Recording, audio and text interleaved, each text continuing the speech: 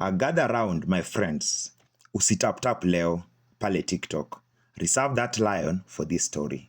For I am about to take you on a delightful journey, a journey that doesn't belong to fiction, but a lived experience. Picture it, the sun-kissed plains of Kitui, where the air holds whispers of ambition and camaraderie. This is where my campus story unfolded, a tale that shall be etched in my memory forever as I stepped into the world of politics. I was a student with dreams as vast as the African sky when I entered the hallowed gates of KU Kitui campus. The year was 2014, and our campus, a hidden gem among Kenyan universities, awaited the influx of fresh faces and fiery minds.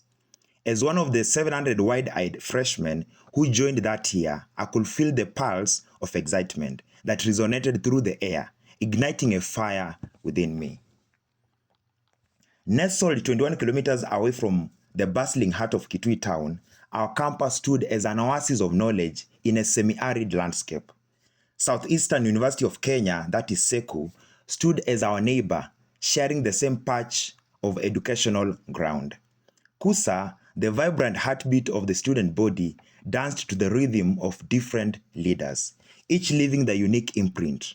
Kamara in 2014, followed by Makmwendwa in 2015, Brian Abiso in 2016, and the dynamic Pitalis Mumbi in 2017.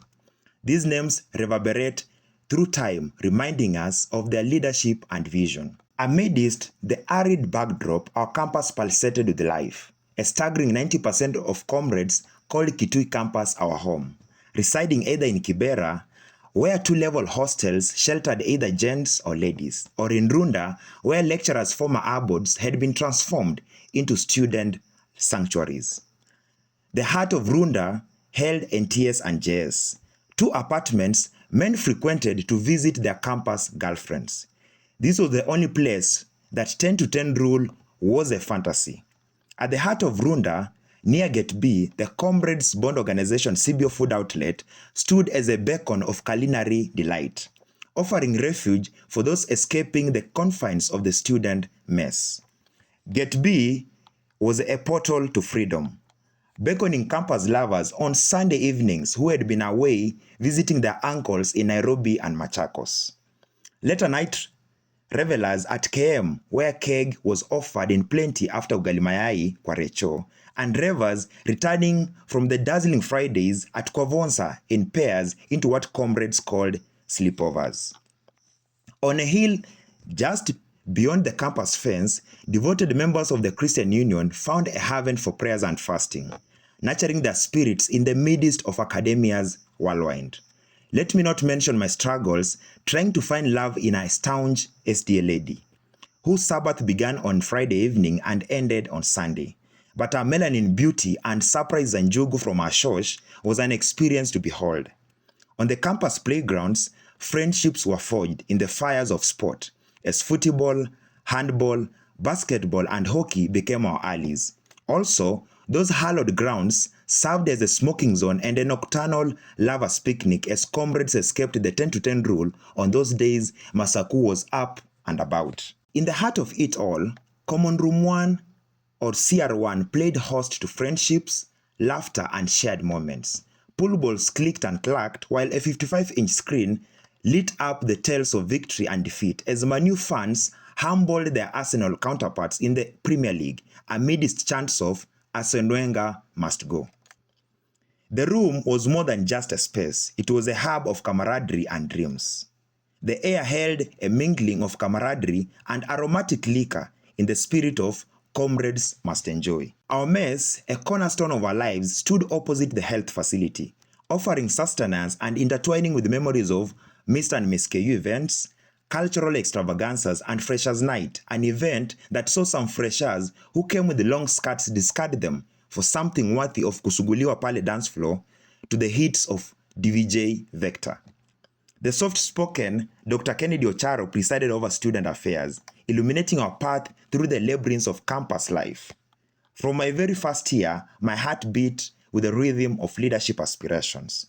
Though the KUSA chair beckoned, my destiny took a different turn to ensure the success of our coalition, steering me towards the role of congressman. Matriculation events offered a fertile ground for my vision to take root and build early connections with freshmen. As at third year, I had a record of 3,537 contacts in my phone book, all thanks to matriculation events and my outspoken personality. On one occasion, a parent had assisted through the admission process officially left her daughter in my care. She not only verbalized it but gave me 7,000 Kenyan shillings as upkeep for her daughter. That evening, she called to ask whether her daughter had eaten. I felt trusted. The events afterwards will be told in my biography. As the political battlefield heated up, my competitors became familiar faces. My team and I wove a strategy with threads of alliances and a sprinkling of charisma. Each class, each conversation became an opportunity to paint my vision vividly. In 3 weeks into third year, I had met over 500 comrades and collected signatures in bid for my election. I not only campaigned among gents, but also ladies, as they could easily convince their boyfriends to give me a vote. Gents wanted kuchafuliwa na mzinga for those evening corridor campaigns, while ladies will say, mi napenda afya ya mango na ikue baridi. I always provided when convenient. My campaigns team comprised of a 7-member technical team, 8 spies and 6 strategic bouncers. Bouncers became necessary as one of my worthy competitors had allegedly been abducted. Whether true or not, we could not take chances. Amid the busy campaigns, I must mention the unwavering support of my then girlfriend. Not only did she ensure I had taken all my meals, she also ensured my clothes had been washed and properly ironed.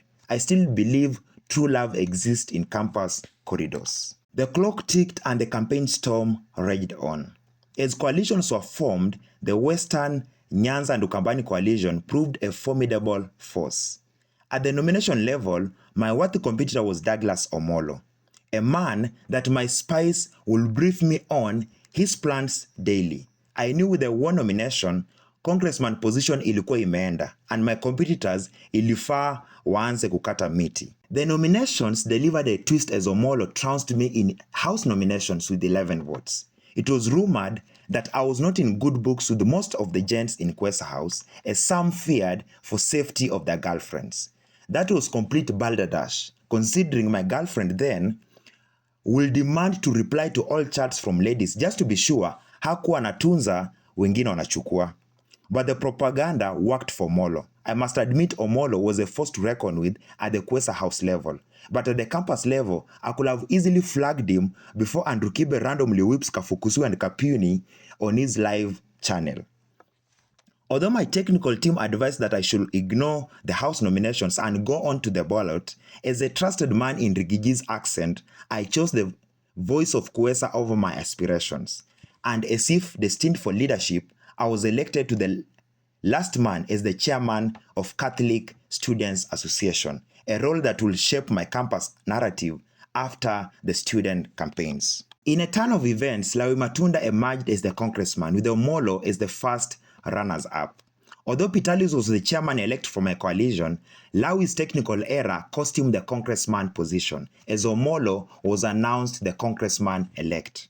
In the Kenyan style of politics, both Team Lawi and Team Omolo wanted the certificate, and were it not for the tear gas that was thrown in air, I could be writing a different story.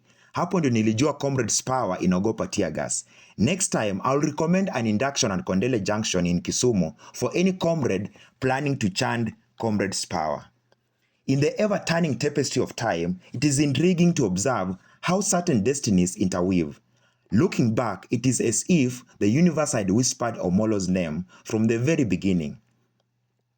Through all the complexities, it is evident that his path was entwined with the threads of victory. Despite the odds and the popular vote, yeye alipita katikati despite not being a watermelon. Omolo's triumph was not just written in the lines of campus law, but etched into the fabric of the main campus itself. With human charisma, he painted his mark as one of the most memorable congressmen. His presence radiated beyond the boundaries of Kitui, gracing the Senate sessions at the main campus. In a stroke of destiny, Omolo was joined by Wendy and Pitalis, two indomitable souls who left an indelible imprint on the canvas of student life during the 2016-2017 academic year. I will share what transpired pale kwa victory Bashir Pitalis as new chairman, at least not today as a respected member of the society. As alumni, let these tales weave us together in a tapestry of memories, etching a legacy that time cannot erase. In our lives beyond campus, whether you're already the CEO of a company, or running a business, or una tap pale TikTok for lions and flowers, I know Kitui connected us in ways beyond measure. I invite all of you to a sunset garden dinner in Timbuktu while I continue to invest for a possible sailing of the Mediterranean coast while sipping on mocktails on a 3-story yacht. For those traveling towards the western part of Kenya, don't forget to have a sight of the Crying Stone, the rock that has shaped me into Shikumba Shumorotso, a Chinese mantra that means a tough bone to chew. As we turn our gaze toward the horizon, the sweet symphony of anticipation swells within. How wonderful it feels to stand as a proud Kenyan, nurtured by the embrace of Kakamega County, Shinyalu constituency, and the Isuka eastward. These roots, firmly anchored, have kindled a fire within me, a fire that blazes with the promise of tomorrow. In the corridors of my aspirations, I've made commitments that stretch beyond the boundaries of the present. I envision spirited debates echoing through the hallowed halls of the National Assembly, where friends like Kamau and I engage as leaders of contrasting ideologies. In this dance of ideas, I'll take my place as the leader of majority party. He is the leader of the minority, a duet of discourse that paints the canvas of progress. Yatich Bismarck, situpatane pale Sugoi unipeleke State House.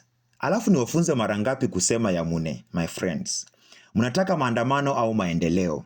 Salala, nyini waungwana. Situpatane Addis Ababa, Ethiopia for AU meeting in 20 years time, ama vipi?